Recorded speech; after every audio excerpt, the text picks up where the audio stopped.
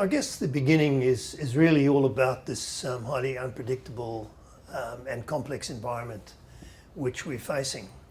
And one of the problems with this, of course, is that the continuous disruption really means that organisations can often get knocked over or knocked down or beaten up.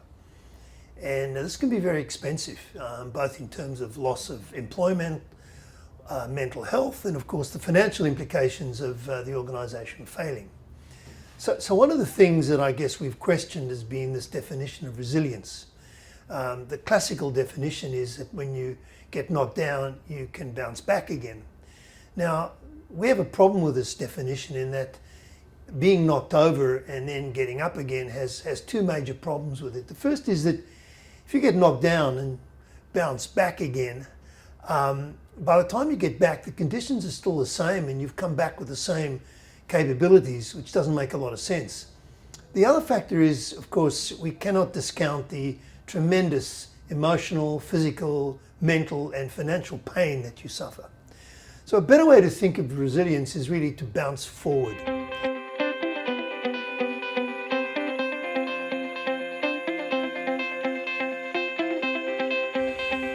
Well, this question has really intrigued us for a long time, and fortuitously we started a research program in 2020 to really look at a range of organisations from a number of different sectors, private, public, not-for-profit, state-owned.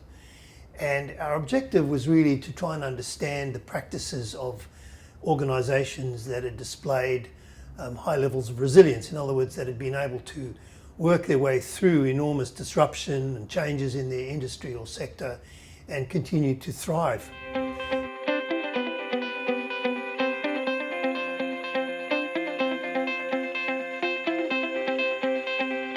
The interesting phenomenon about our current environment is that it's very complex. There are many variables all interacting with each other.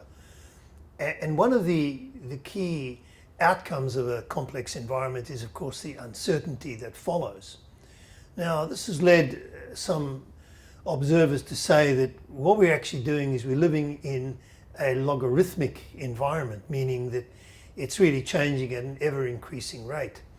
But while the environment might be logarithmic, a lot of our traditional thinking is in fact quite linear.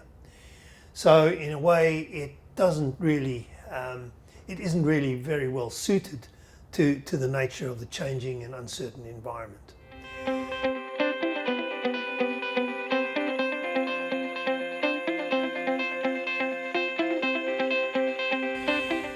Anti-fragile has been quite an interesting topic of discussion in a number of organisations that I've come across. And I think let's dispel one of the myths straight up, and that is it's not about becoming invincible and indestructible.